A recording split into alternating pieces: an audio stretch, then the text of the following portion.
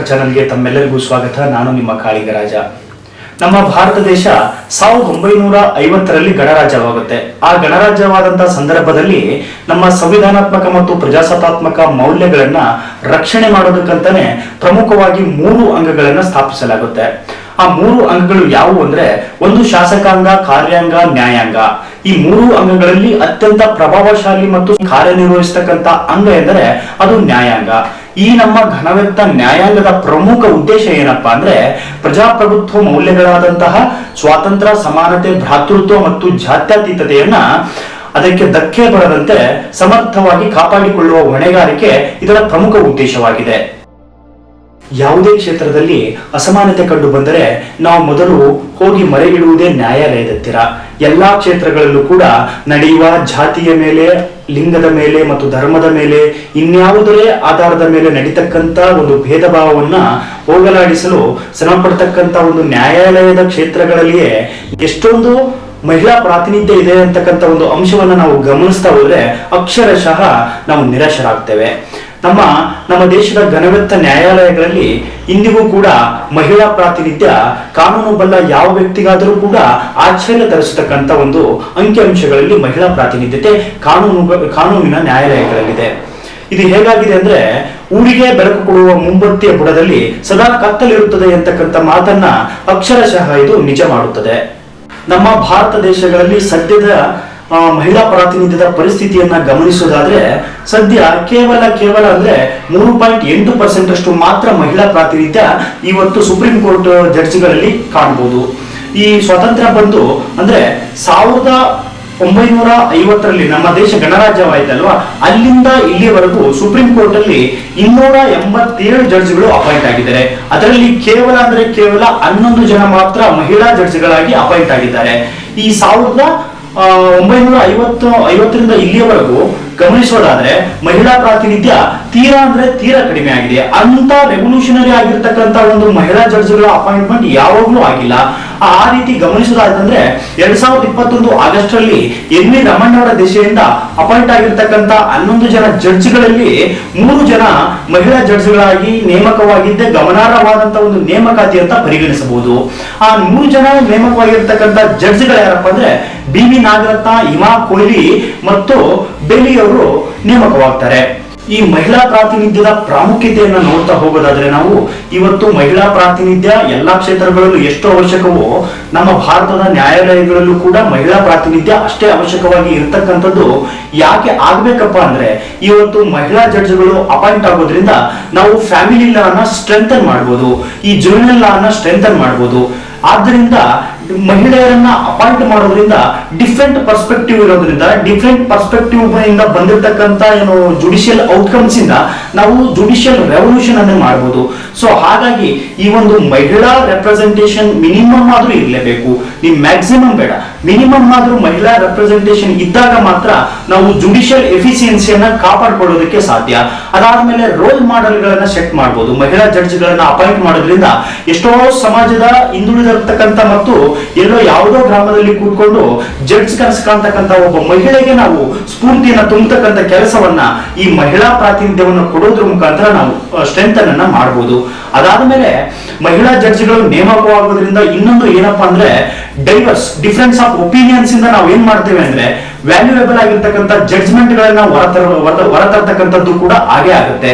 ಇಂತಹ ಒಂದು ಮಹಿಳಾ ರೆಪ್ರೆಸೆಂಟೇಷನ್ ನ ಸಾಧಿಸೋದಕ್ಕೆ ಇವತ್ತು ನಮ್ಮ ದೇಶದಲ್ಲಿ ಇರ್ತಕ್ಕಂಥ ಚಾಲೆಂಜ್ಗಳು ಯಾವಪ್ಪ ಅಂದ್ರೆ, ಇವತ್ತು ಮಹಿಳಾ ಜಡ್ಜ್ಗಳಾಗಿ ನೇಮಕಗೊಳ್ಳುವುದಕ್ಕೆ ಒಂದು ಪೂರ್ವಗ್ರಹ, ಪುರುಷ ಪ್ರಧಾನವಾದ ಸಮಾಜದ ಒಂದು ಪೂರ್ವಗ್ರಹ ಅತ್ಯಂತ ಪ್ರಮುಖವಾದ ಕಾರಣ. ಈ ಸ್ಟೀರಿಯೋಟೈಪಿಕ್ ಮೈಂಡೆಡ್ ಏನಿದೆ, ಇದು ಮಹಿಳೆಯರು ಯಾವಾಗಲೂ ಮೋರ್ ಎಮೋಷನಲ್ ಲೆಸ್ ರಾಷನಲ್ ಅಂತಕ್ಕಂಥ ಒಂದು ಪೂರ್ವಗ್ರಹ ಇಟ್ಕೊಂಡಿರೋದ್ರಿಂದ ನಮ್ಮ ಒಂದು ನ್ಯಾಯಾಲಯಗಳಲ್ಲಿ ಒಂದು ಜಡ್ಜ್ಗಳ ಸಂಖ್ಯೆ, ಮಹಿಳಾ ಜಡ್ಜ್ಗಳ ಸಂಖ್ಯೆ ಹೆಚ್ಚಾಗುವುದರಲ್ಲಿ ಗಣನೀಯವಾಗಿ ಇಳಿಕೆ ಆಗ್ತಾ ಇದೆ. ಅದಾದ ಮೇಲೆ ಎರಡನೇ ಪ್ರಮುಖ ಕಾರಣ ಅಂದ್ರೆ ಮೆಂಟರಿಂಗ್ ಮತ್ತು ಲೀಡರ್ಶಿಪ್ ಒಂದು ಕೊರತೆ ಇದೆ. ಮಹಿಳಾ ಸಮುದಾಯಕ್ಕೆ ನೀನೊಬ್ಬ ಮೆಂಟರಿಂಗ್ ಆಮೇಲೆ ನೆಟ್ವರ್ಕಿಂಗ್ ಸಿಸ್ಟಮ್ ಏನಿದೆ ಅಲ್ವಾ, ಅದು ಮಹಿಳಾ ಸಮಾಜಕ್ಕೆ ಪೂರಕವಾಗಿರ್ತಕ್ಕಂಥ ಒಂದು ಸಿಸ್ಟಮ್ ಅನ್ನ ನಿರೂಪಿಸಿಲ್ಲ. ಅದಾದ್ಮೇಲೆ ನೆಕ್ಸ್ಟ್ ಕೋರ್ಟ್ ಮತ್ತು ನ್ಯಾಯಾಲಯಗಳ ವಾತಾವರಣಗಳೇನಿವೆ ಅವು ತುಂಬಾ ಇನ್ಸೆಕ್ಯೂರ್ ಆಮೇಲೆ ಸೇಫ್ಟಿ ಇಲ್ಲದೆ ಇರತಕ್ಕಂಥ ವಾತಾವರಣಗಳಾಗಿ ಇವತ್ತು ಬದಲಾಗ್ತವೆ. ಸುಮಾರು ಸೆಕ್ಷುವಲ್ ಹರಾಸ್ಮೆಂಟ್ ಗಳಾದ್ರೂ ಕೂಡ ಎಷ್ಟೋ ನ್ಯಾಯವಾದಿಗಳಾಗಿರ್ತಕ್ಕಂಥವ್ರು, ಎಷ್ಟೋ ವಕೀಲರಾಗಿರ್ತಕ್ಕಂಥ ಮಹಿಳೆಯರು ಇವತ್ತು ಧ್ವನಿ ಎತ್ತಾ ಇಲ್ಲ. ಸೊ ಹಾಗಾಗಿ ಅಲ್ಲಿ ನ್ಯಾಯಾಲಯಗಳಲ್ಲಿ ಮತ್ತು ಲಾ ಪ್ರೊಫೆಷನ್ ಅಲ್ಲಿ ಆಗ್ತಕ್ಕಂಥ ಹರಾಸ್ಮೆಂಟ್ಗಳು ಬೆಳಕಿಗೆ ಬರ್ತಾ ಇಲ್ಲ. ಈ ರೀತಿಯಾದಂತಹ ವಾತಾವರಣ ಇರೋದ್ರಿಂದ ಇದು ಕೂಡ ಮಹಿಳಾ ಪ್ರಾತಿನಿಧ್ಯವನ್ನು ಅದರ ಗುಣಮಟ್ಟವನ್ನು ಕುಂಠಿತಗೊಳಿಸುವುದರಲ್ಲಿ ಪಾತ್ರ ವಹಿಸುತ್ತದೆ. ಸೊ ಹಾಗಾಗಿ ಈ ರೀತಿಯ ವಾತಾವರಣ ಮತ್ತು ಈ ರೀತಿಯ ಚಾಲೆಂಜಸ್, ಆಮೇಲೆ ಪ್ರಮುಖವಾಗಿ ಮತ್ತೊಂದು ಕಾರಣ ಏನಪ್ಪಾ ಅಂದ್ರೆ ಮಹಿಳೆಯರು ಕುಟುಂಬ ಮತ್ತು ಕೆಲಸದ ವರ್ಕ್ ಬ್ಯಾಲೆನ್ಸ್ ಅಂಡ್ ಫ್ಯಾಮಿಲಿಯನ್ನು ನೋಡ್ಬೇಕಾಗಿರುತ್ತೆ. ಆಮೇಲೆ ಸೋಷಿಯಲ್ ಏನು ಎಕ್ಸ್ಪೆಕ್ಟ್ ಇರುತ್ತಲ್ವಾ ಮಹಿಳೆಯರಿಂದ, ಅದನ್ನು ಕೂಡ ಆ ಸೋಷಿಯಲ್ ಬ್ಯಾರಿಯರ್ ಅನ್ನು ಮೀರಿ ಅವರು ಮುಂದೆ ಬರಬೇಕಾಗಿರುತ್ತೆ. ಇಂತಹ ಒಂದು ಚಾಲೆಂಜಸ್ ಗಳನ್ನೆಲ್ಲ ದಾಟಿ ಅವರು ಬಂದು ತಮ್ಮ ಪ್ರಾತಿನಿಧ್ಯವನ್ನ ಸಾಧಿಸಿಕೊಳ್ಳೋದು ಅಕ್ಷರಶಃ ಇಂದಿನ ಸಮಾಜದಲ್ಲಿ ತುಂಬಾ ಕಷ್ಟಕರವಾದಂತಹ ಒಂದು ಚಾಲೆಂಜ್ ಆಗಿ ಮಾರ್ಪಟ್ಟಿದೆ. ಇಂತಹ ಒಂದು ಚಾಲೆಂಜ್ ಗಳನ್ನ ನಾವು ಅದಕ್ಕೆ ಸೊಲ್ಯೂಷನ್ ಅನ್ನು ಹುಡುಕಿ, ಸ್ವತಃ ಗೌರ್ಮೆಂಟ್ ಇರ್ಬೋದು, ನಮ್ಮ ಎಕೋಸಿಸ್ಟಮ್ ಇರ್ಬೋದು, ಅದಕ್ಕೆ ಒಂದು ಸೊಲ್ಯೂಷನ್ ಅನ್ನು ಹುಡುಕಿ ಮಾಡುವುದರ ಮುಖಾಂತರ, ಪರಿಹಾರಗಳನ್ನು ನೀಡುವುದರ ಮುಖಾಂತರ ನಾವು ಇವತ್ತು ಮಹಿಳಾ ಪ್ರಾತಿನಿಧ್ಯವನ್ನು ಹೆಚ್ಚಿಸಬಹುದಾಗಿದೆ. ಅದಕ್ಕೆ ಸಿಂಪಲ್ ಸೊಲ್ಯೂಷನ್ ನೋಡೋದಾದ್ರೆ, ಇವತ್ತು ಮೊಟ್ಟ ಮೊದಲು ನಾವು ನಮ್ಮ ಭಾರತ ದೇಶದಲ್ಲಿ ನ್ಯಾಯಾಲಯಗಳಲ್ಲಿ ಆಗ್ಬೇಕಾಗಿರ್ತಕ್ಕಂಥ ಸುಧಾರಣೆ ಏನಪ್ಪಾ ಅಂದ್ರೆ ವರ್ಕ್ ಪ್ಲೇಸ್ ರಿಫಾರ್ಮ್ಸ್ ಅಂತೇಳಿ. ವರ್ಕ್ ಪ್ಲೇಸ್ ಅಲ್ಲಿ ಹೆಲ್ದಿ ಆಗಿರ್ತಕ್ಕಂಥ ಎನ್ವಿರಾನ್ಮೆಂಟ್, ಆಮೇಲೆ ಸೇಫ್ಟಿ ಆಗಿರ್ತಕ್ಕಂಥ ಎನ್ವಿರಾನ್ಮೆಂಟ್ ಅನ್ನ ನಿರ್ಮಾಣ ಮಾಡೋದ್ರಿಂದ ನಾವು ಮಹಿಳಾ ರೆಪ್ರೆಸೆಂಟೇಷನ್ ಅನ್ನ ಇನ್ಕ್ರೀಸ್ ಮಾಡಬಹುದು. ಅದಾದ್ಮೇಲೆ ಅವರಿಗೆ ಮೆಂಟರ್ಶಿಪ್ ಕೊಡ್ತಕ್ಕಂಥದ್ದು, ಆಮೇಲೆ ಲೀಡರ್ಶಿಪ್ ಬೆಳೆಸ್ತಕ್ಕಂಥದ್ದು ಫೋಕಸ್ ಮಾಡಿ, ಆ ಮಹಿಳಾ ಕಮ್ಯುನಿಟಿಗೆ ಫೋಕಸ್ ಮಾಡಿ ಒಂದು ಮಾನಿಟರಿಂಗ್ ಮಾಡೋದ್ರಿಂದ ಮಹಿಳಾ ಎಫಿಸಿಯನ್ಸಿ, ಅದಾದ್ಮೇಲೆ ಮಹಿಳಾ ಪ್ರಾತಿನಿಧ್ಯ ಕೂಡ ಹೆಚ್ಚಾಗ್ತಕ್ಕಂಥದ್ದು ಎರಡು ಮಾತಿಲ್ಲ. ಅದಾದ್ಮೇಲೆ ಅವರಿಗೆ ಕೋಟಾಗಳನ್ನ ಕೊಡೋದಿರ್ಬೋದು.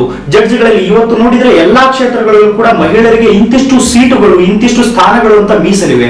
ಆದರೆ ನ್ಯಾಯಾಲಯದ ಯಾವುದೇ ಇದರಲ್ಲೂ ಕೂಡ ನಾವು ಇವತ್ತು ಮಹಿಳಾ ಪ್ರಾತಿನಿಧ್ಯಕ್ಕೆ ಸರಿ ಹೊಂದುವಂತ ಕೋಟಾಗಳನ್ನ ಇಟ್ಟಿಲ್ಲ.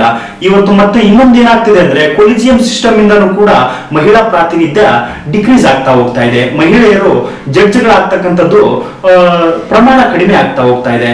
ಇಷ್ಟೆಲ್ಲಾ ಪ್ರಾಬ್ಲಮ್ಸ್ ಅನ್ನ ನಾವು ತೊಡೆದು ಹಾಕಿ ಆ ಚಾಲೆಂಜಸ್ಗೆ ಸೊಲ್ಯೂಷನ್ ಹುಡುಕೊಂಡಾಗ ಮಾತ್ರ ಮಹಿಳಾ ಪ್ರಾತಿನಿಧ್ಯವನ್ನ ನಾವು ಸಮರ್ಥಕವಾಗಿ ಸಾಧಿಸೋಕೆ ಸಾಧ್ಯವಾಗುತ್ತೆ. ಸೊ ಹಾಗಾಗಿ ಇವತ್ತು ನಮ್ಮ ದೇಶದಲ್ಲಿ ಮಹಿಳಾ ಪ್ರಾತಿನಿಧ್ಯ ಅತ್ಯಂತ ಪ್ರಮುಖವಾಗಿ ಚರ್ಚೆಗೆ ಒಳಪಡತಕ್ಕಂಥ ವಿಷಯವಾಗಿದೆ. ನ್ಯಾಯಾಂಗ ಕೇವಲ ಪ್ರಜಾಪ್ರಭುತ್ವದ ಒಂದು ಅಂಗವಲ್ಲ, ನಮ್ಮ ದೇಶದ ಸಮಾನತೆ, ಭ್ರಾತೃತ್ವ, ಲಿಂಗ ಸಮಾನತೆಯನ್ನು ಸಾಧಿಸತಕ್ಕಂಥ ಒಂದು ಆಧಾರ ಸ್ತಂಭವಾಗಿ ಇವತ್ತು ಮಾರ್ಪಟ್ಟಿದೆ. ಅಂತ ಒಂದು ಆಧಾರ ಸ್ತಂಭವಾದಂತಹ ನ್ಯಾಯಾಲಯದಲ್ಲೇ ಇವತ್ತು ನಾವು ಲಿಂಗ ಅಸಮಾನತೆ ಮತ್ತು ವೈವಿಧ್ಯತೆಯಲ್ಲಿ ಏಕತೆಯನ್ನ ಕಾಣತಕ್ಕಂಥ ಒಂದು ವಾತಾವರಣ ಇಲ್ಲ ಅಂದ್ರೆ ಇದನ್ನ ಯಾವ ರೀತಿ ನ್ಯಾಯ ಮತ್ತು ನ್ಯಾಯಾಲಯದ ಗುಣ ಅಂತಕ್ಕಂಥದ್ದು ಕರೆಯೋದಕ್ಕೆ ನಮಗೆ ಅಕ್ಷರಶಃ ಒಂದು ಮುಜುಗರವಾಗುತ್ತದೆ. ಇವತ್ತು ಮಹಿಳಾ ಪ್ರಾತಿನಿಧ್ಯ ತುಂಬಾ ಚರ್ಚೆಗೊಳಪಡತಕ್ಕಂಥ ವಿಷಯವಾಗಿದ್ರು ಕೂಡ ಯಾರು ಅದ್ರ ಬಗ್ಗೆ ಅಷ್ಟೊಂದು ಚರ್ಚೆಗೊಳಪಡ್ತಾ ಇಲ್ಲ, ಚರ್ಚೆ ಮಾಡ್ತಾ ಇಲ್ಲ. ಇಂಥವುಗಳು ಹೆಚ್ಚೆಚ್ಚು ಚರ್ಚೆ ಆಗಿ ಹೆಚ್ಚೆಚ್ಚು ಸೊಲ್ಯೂಷನ್ಸ್ ಅನ್ನ ಹುಡುಕೋದ್ರೊಂದಿಗೆ ಈ ಒಂದು ಸಮಸ್ಯೆಯನ್ನ ಬಗೆಹರಿಸಿ ಮಹಿಳಾ ಪ್ರಾತಿನಿಧ್ಯವನ್ನ ಮುನ್ನೆಲೆಗೆ ತಂದು ಅದನ್ನ ಬಗೆಹರಿಸತಕ್ಕಂತ ಒಂದು ಕಾರ್ಯಕ್ರಮಗಳು ಸರ್ಕಾರದಿಂದಲೇ ಆಗಿ ಆ ಒಂದು ಎಫಿಸಿಯನ್ಸ್ ಅನ್ನ ಹೆಚ್ಚಿಸಬೇಕಾಗಿದೆ. ಸೊ ಹಾಗಾಗಿ ಇವತ್ತು ಈ ಗಂಭೀರ ಸಮಸ್ಯೆಗೆ ನಮ್ಮೆಲ್ಲರಿಗೂ ಅವೇರ್ನೆಸ್ ಇರಲಿ ಅಂತಕ್ಕಂಥದ್ದು ಈ ವಿಡಿಯೋದ ಉದ್ದೇಶವಾಗಿದೆ. ಸೊ ಓಕೆ ಮಿತ್ರರೇ, ದಯವಿಟ್ಟು ಮರೆಯಕ್ಕೆ ಹೋಗ್ಬೇಡಿ. ನಮ್ಮ ಈ ಲಾ ಅಂಡ್ ಆರ್ಡರ್ ಚಾನೆಲ್ ಅನ್ನ ದಯವಿಟ್ಟು ಸಬ್ಸ್ಕ್ರೈಬ್ ಮಾಡ್ಕೊಳ್ಳಿ, ಶೇರ್ ಮಾಡಿ, ಲೈಕ್ ಮಾಡಿ, ನಮ್ಮನ್ನು ಪ್ರೋತ್ಸಾಹಿಸಿ. ಇದೇ ರೀತಿಯಾದಂತಹ ಒಳ್ಳೊಳ್ಳೆ ಕಂಟೆಂಟ್ ಗಳನ್ನ ನಾವು ಕೊಡೋದ್ರಲ್ಲಿ ನಮ್ಮ ಪ್ರಯತ್ನವನ್ನ ಪಡ್ತಾನೆ ಇರ್ತೀವಿ. ಧನ್ಯವಾದಗಳು.